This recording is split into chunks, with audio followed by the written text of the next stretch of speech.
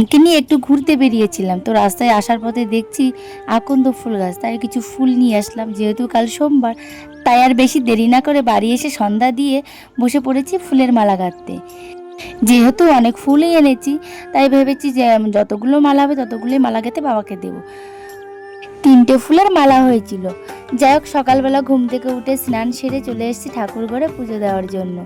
এইদিকে আমি ঠাকুরের বাসন টাসন সব মেজে নিয়ে চলে এসেছি। এসে এখন বাবাকে ঘি মাখিয়ে সুন্দর করে বাবাকে স্নান করিয়ে নিচ্ছি। যেহেতু ঠাকুর ঘরে আমার জায়গাটা একটু কম আছে, সেই কারণে বাবাকে আমি নিচে বসেই স্নানটা করিয়ে নিলাম।